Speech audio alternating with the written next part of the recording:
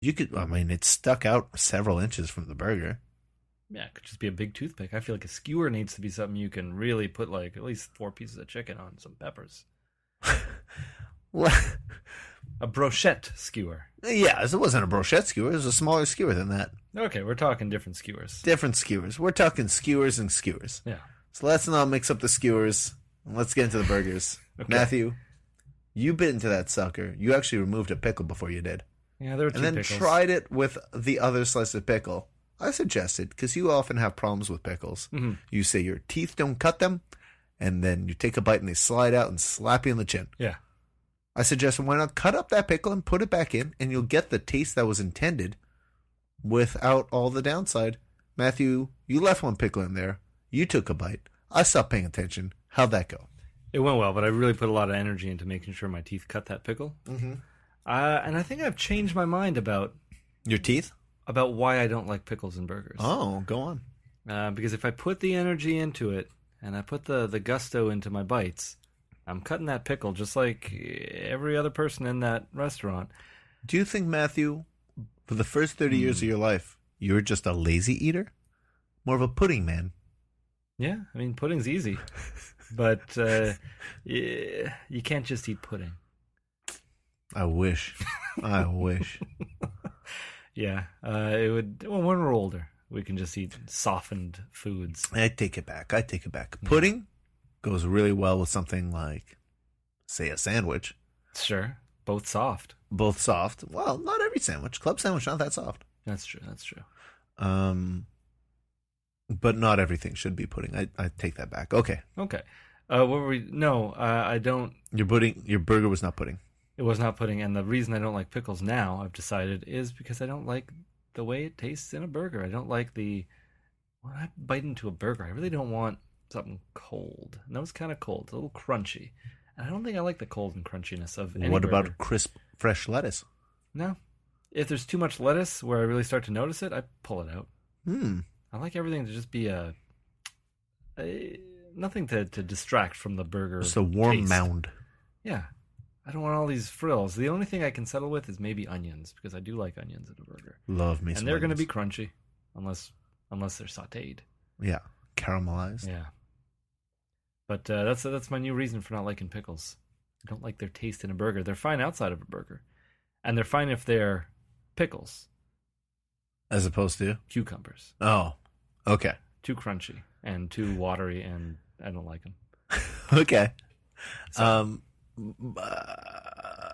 I quite like pickles in a burger. Yeah, no, you eat the burger as it's intended. You just ask for a burger. Life is easy for you. Because It's you true. Just say the burger. I sit down in a restaurant, I say, 1 burger, please. Yeah. They set it in front of me, and I eat the whole thing. Mm-hmm. And I'm usually quite content. Was I content today? No. You You ordered a side of broccoli. I got a side of broccoli. I was a little disappointed that a $20 burger didn't come with anything. Mm-hmm. $20 burger. And then he had the audacity to point to the $5 fries and other sides that were of equal or more. Yeah, Price. different sides, sauteed mushrooms and different shrimps and stuff that were all basically between $5 and $20 for the sides. He had the gall to point to it and be like, "No, you order your burger and then you can choose your side over here." Yeah, it was you He's choose like, your protein and then you choose your side over here. Oh, it's like, Okay, well, I was just asking. I know And I can will take a choose. side, Yeah, considering now that I know there isn't a side that comes with it. I will take this roasted broccoli with blue cheese and walnuts. Sounds great. Super fancy. It was a little bit, I guess. Mhm. I mean, it was like a $10 plate of broccoli. Yeah. But honestly, it's pretty great. I really enjoyed that broccoli. Well, let's get into the burger. This isn't a Okay. show about broccoli. Not yet. Oh, imagine episode 500, we've run out of burger joints and it's I- broccoli edition. I can't imagine. It lasts like 4 weeks. 73 episodes of broccoli. There's only so many ways. You could This cook week it's steamed. it again. But no, I bit into the burger. I thought, sure, there was a bit of a disappointing number of poppy seeds. That's okay. I like poppy seeds, but whatever. The bun itself seemed fresh, very nice, a little crumbly in a good way. The beef patty was nice and thick. We asked for medium cook. I think they overcooked it a bit, Yeah. but I'm not It's no big deal. I was okay with it. The dressings and the vegetables were all quite fresh. I enjoyed it. It was a $20 burger, though. Mm. And the meat itself wasn't that special. Throw a little salt and pepper in there, guys. I really didn't taste much out of there. I'm not going to rate it just yet. I'm not going to rate it just yet. But suffice to say, yeah, let's let this simmer for a little bit. Put it on the back burner. Mm-hmm. Like they did my burger for a little too long. Yeah.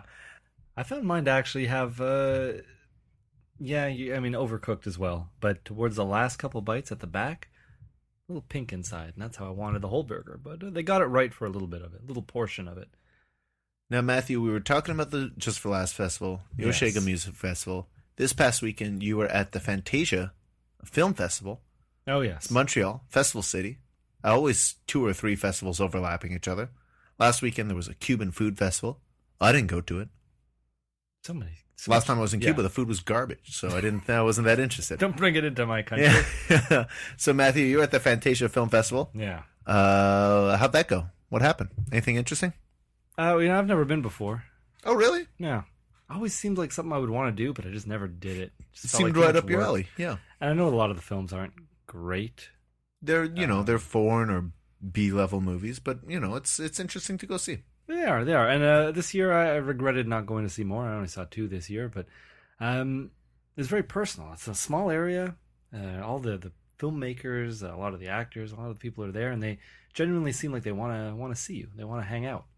And they did. They went to Irish embassy for a little bit. They were, just talking with people there, sharing stories. They seemed like they just wanted some feedback. It's regular Joes like you and me. Exactly. And I had done not Hollywood bigwigs. Exactly, like David Spade and Steven Spielberg. But they had I had done the makeup for one of my friends who wanted to go as a Wolf Cop. Okay. From the movie Wolf Cop. Mm-hmm. This was the sequel, another Wolf Cop.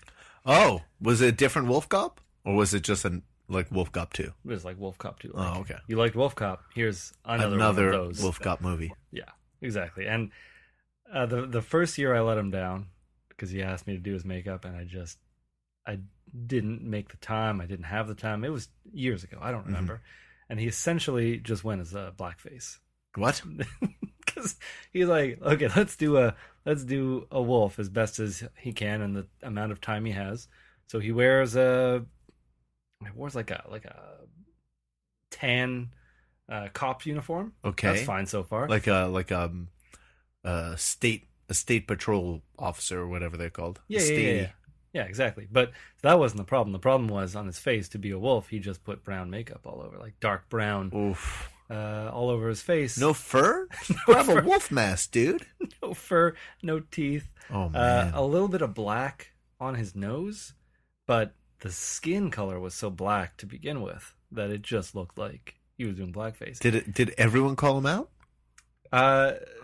No. I think they knew what he was going for because he had the cop uniform on, but to me, he looked like a 70s cop.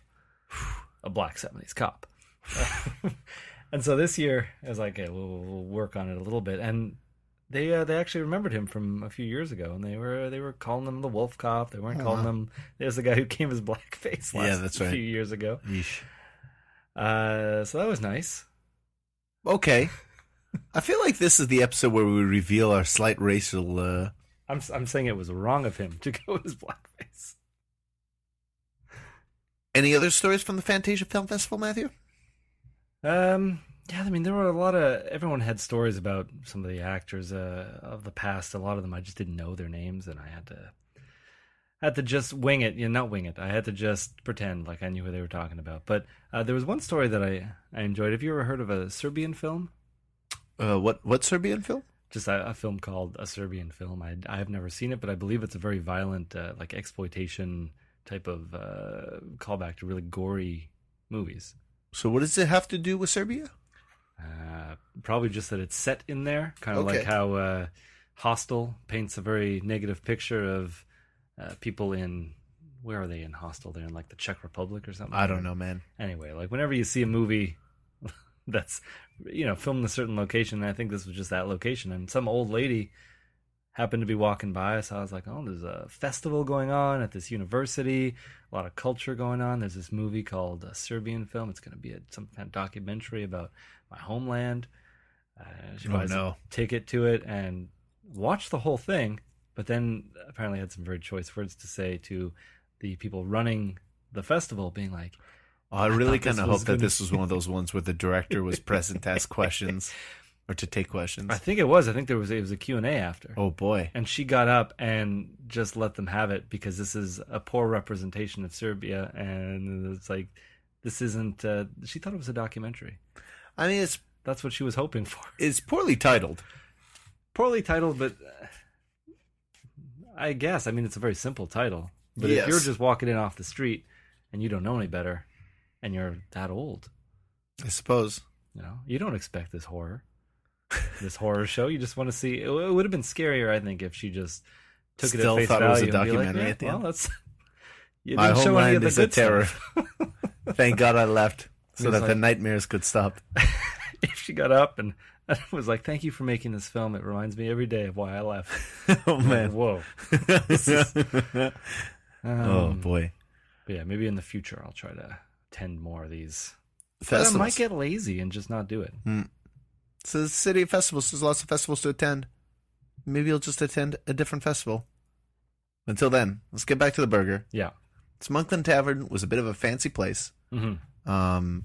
A fancy establishment, fancy people there. Seemed like a lot of well-to-do people. You and I were not so well-dressed there. I was wearing like an old T-shirt. You've got a stain on your shirt. It was dark. No one's going to see the stain. We were outdoors in the daytime, though, Matthew.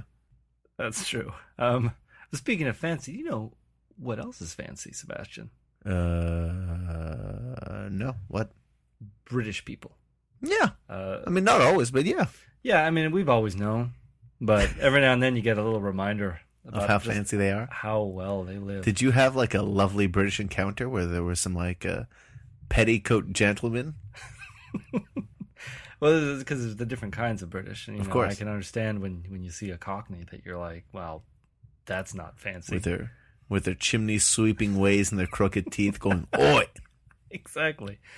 Football hooligans toughs, and all football that. hooligans, yeah.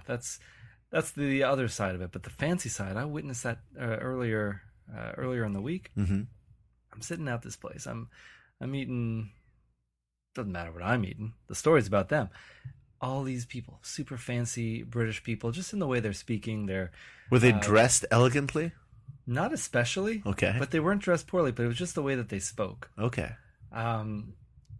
It was the high class kind of British. It was a group of about 10 of them, and they like the King's English, as they say. Yeah, like they waved goodbye to each other, and they were doing the Queen's wave.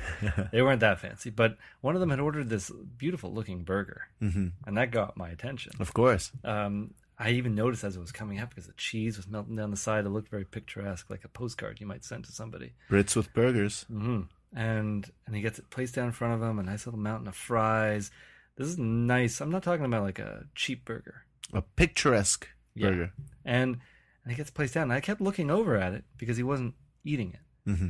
And an hour went by, Sebastian. Really? The burger stayed it's too long. In one place. And then the guy comes by, the waiter comes by to collect the plates, notices this guy hasn't touched his burger. And he's like, oh, you want me to take this again? I was like, no, I've left it for too long. Take it away. I'll pay for it, but take it away. I think you should go back a sec. Because when you said you want this to go, you like said it so quietly that I couldn't tell. That's true. So the waiter came around and saw the untouched burger and was like, oh, would you like this to go? Because you just didn't eat it. And he was just so casual about it. It was like, no, I've left it for too long. Take it away. I'll pay for it, but take it away. And he's like, really? You don't want it? You don't? It's still a good burger. It's like, I've left it for too long. And it was, my British is terrible, but it's fine. I wanted to practice. Like, whenever I hear accents, all I want to do is start practicing, but I'm just muttering things to myself. And I'm watching this group of people just converse, and I wish so much that I could be in on it.